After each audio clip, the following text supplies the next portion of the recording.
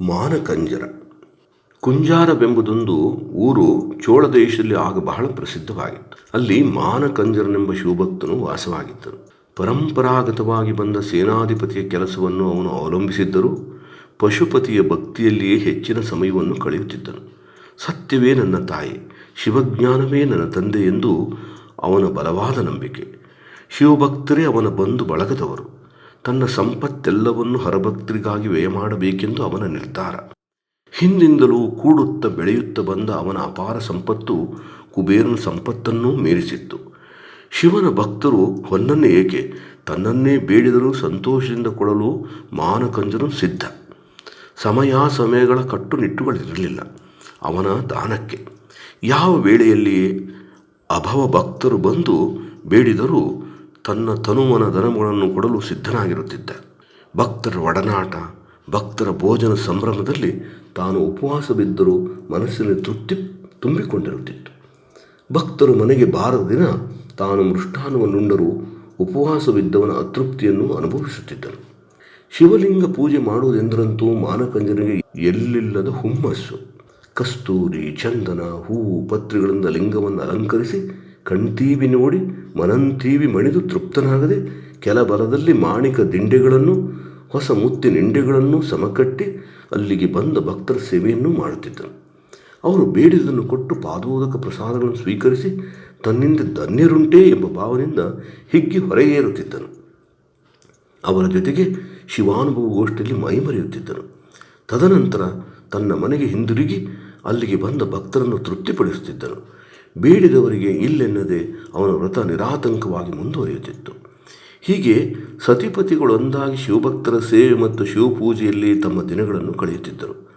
ಆದರೆ ಅವನ ಹೆಂಡತಿಯನ್ನು ಒಂದು ಚಿಂತೆ ಮಾತ್ರ ಯಾವಾಗಲೂ ಬಾಧಿಸುತ್ತಿತ್ತು. ಅದೇ ಮಗನಿಲ್ಲದ ಚಿಂತೆ.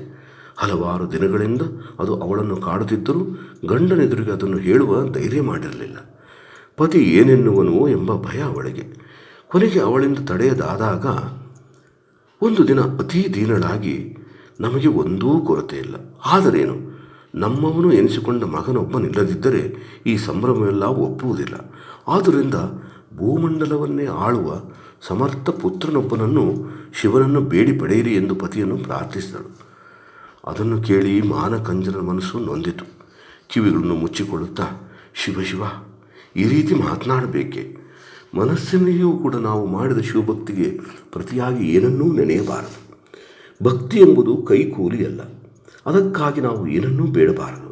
ಶಿವನಿಗೇನು ತಿಳಿಯದೆ ಅವನು ಇಟ್ಟಂತೆ ನಾವಿರಬೇಕು. ಶಿವನ ಇಚ್ಛೆ ಅಲ್ಲದೆ ನಮಗೆ ಬೇರೊಂದು ಇಚ್ಛೆ ಇದೆಯೇ?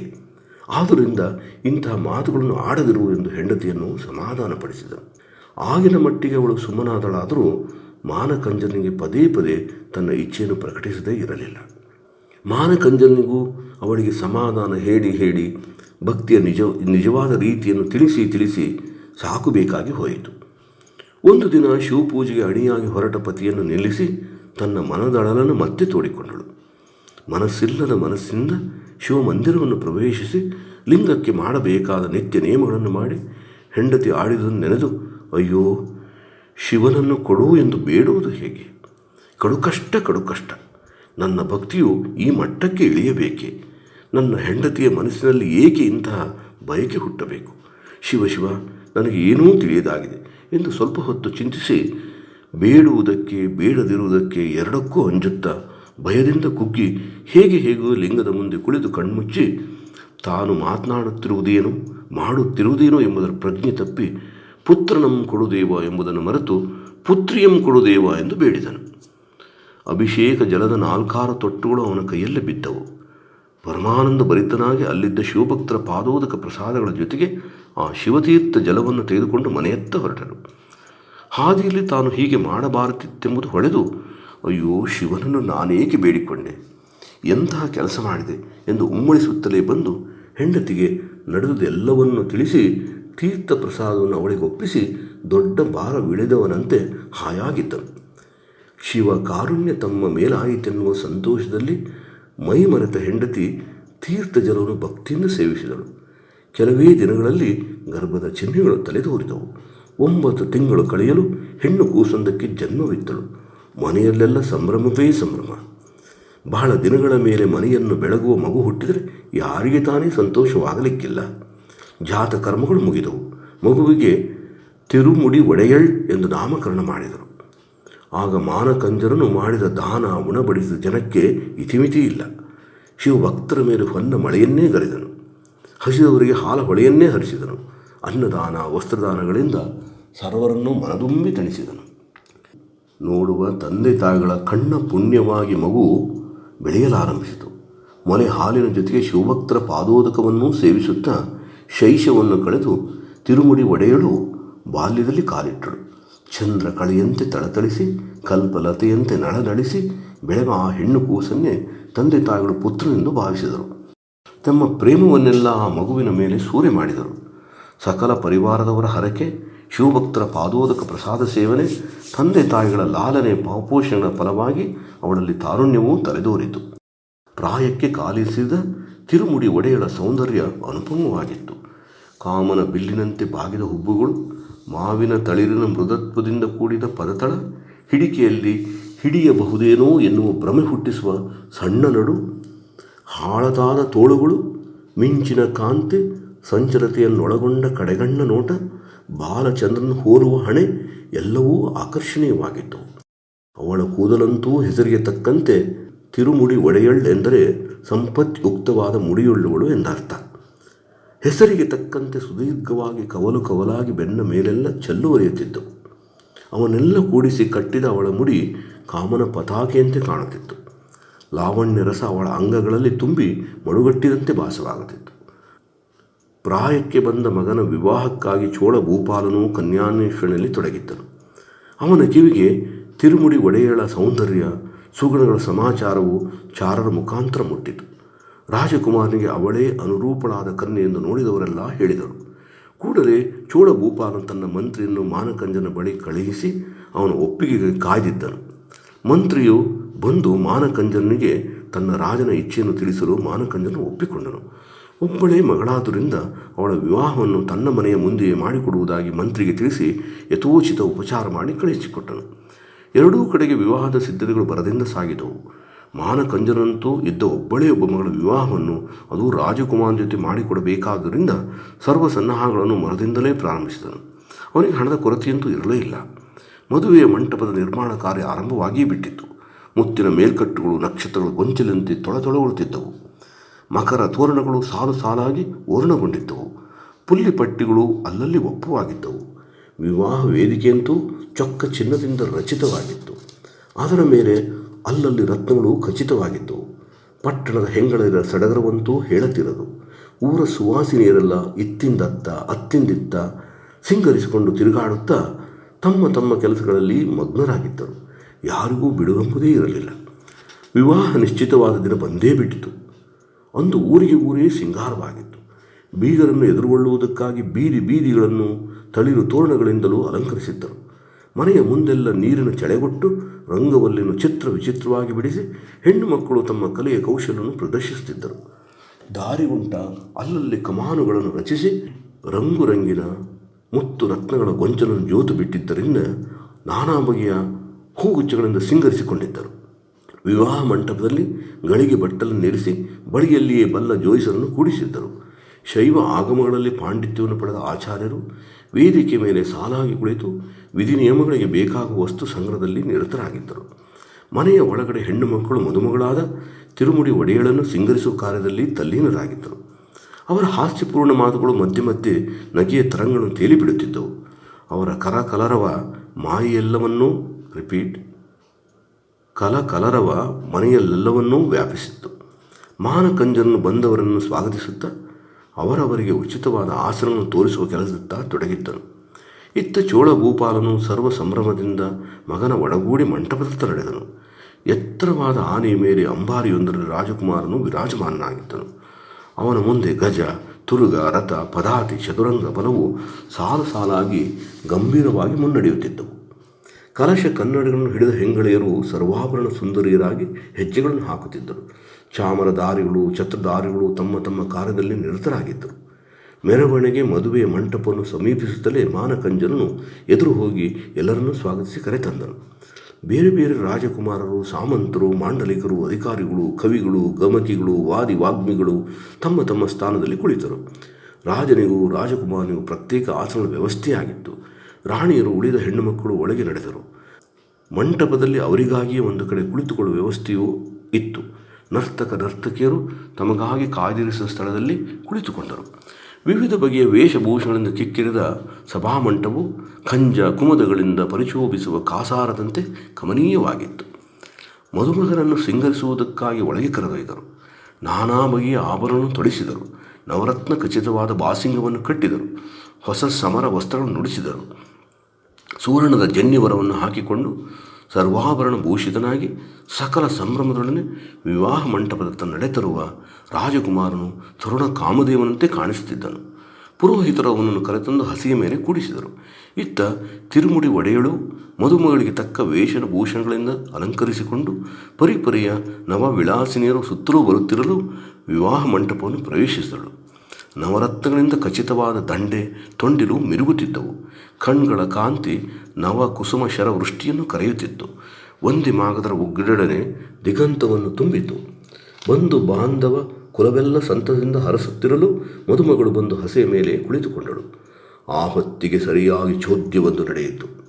ನೊಸಲಲ್ಲಿ ಬಸಿತ, ಕೈಯಲ್ಲಿ ರುದ್ರಾಕ್ಷಿ, ಕಾಲಲ್ಲಿ ದಂತದ ಆವುಗೆಗಳನ್ನು ಧರಿಸಿದ ಜಂಗಮ ಮೂರ್ತಿಯೊಬ್ಬ ಇದ್ದಕ್ಕಿದ್ದಂತೆ ವಿವಾಹ ಮಂಟಪದಲ್ಲಿ ಕಾಣಿಸಿಕೊಂಡ. ಮಾನ ಕಂಜರನ ಮನಸ್ಸವನ್ನು ಕಂಡ ಕೂಡಲೇ ಭಕ್ತಿರಸನ ತುಂಬಿ ಹೋಯಿತು. ಗದ್ದುಗೆ ಬಿಟ್ಟು ಗಳಗಳನೆ ನಡೆತಂದು ಅವನ ಪಾದದ ಮೇಲೆ ಸೈಗಡೆದು ಪಾದ ಸ್ಪರ್ಶದ ರೋಮಾಂಚಿತ ಶರೀರನಾಗಿ ಹಿರಿ ಹಿಗ್ಗಿ ಕೈಗೊಟ್ಟು ಕರೆತಂದು ಗದ್ದಿಗೆ ಮೇಲೆ ಕುಡಿಸಿದನು. ಪಾದಗಳನ್ನು ತೊಳೆದು ಪಾದೋದಕವನ್ನು ಕೊಂಡು ಬಟ್ಟೆಯಿಂದ ಒರೆಸಿ ಸಾವಕಾಶವಾಗಿ ಒತ್ತುತ್ತಾ, ಸ್ವಾಮಿಗಳೇ, ಇಂತಹ ಸಂದರ್ಭದಲ್ಲಿ ತಮ್ಮ ಆಗಮನವಾದುದು ನಿಜಕ್ಕೂ ನನ್ನ ಸೌಭಾಗ್ಯ. ತಮ್ಮ ಇಚ್ಛೆಯನ್ನು ಹೇಳಬೇಕು, ಪೂರ್ಣ ಮಾಡಲು ನಾನು ಸಿದ್ಧನಿದ್ದೇನೆ ಎಂದು ಬೇಡಿಕೊಂಡ. ಬಂದ ಶಿವಮೂರ್ತಿಯು ಅದನ್ನು ಕೇಳಿ ಮನಸ್ಸಿನಲ್ಲಿಯೇ ಸಂತೋಷಪಟ್ಟು, ನಿನ್ನ ಬಳಿ ಒಂದನ್ನು ಕೇಳುವ ಅಭಿಲಾಷೆಯಿಂದ ಬಂದಿದ್ದೇನೆ. ಆದರೆ ನೀವು ಬಹಳ ಅವಸರದಲ್ಲಿದ್ದೀರಿ. ಈ ಸಮಯದಲ್ಲಿ ಅದನ್ನು ಬೇಡಲೂಬಾರದು. ವಿವಾಹದ ಉತ್ಸಾಹದಲ್ಲಿರುವ ನಿಮಗೆ ಈಗ ಅದನ್ನು ಕೊಡಲು ಸಾಧ್ಯವೂ ಆಗುವುದಿಲ್ಲ. ನಾಳೆ ಬರುತ್ತೇವೆ.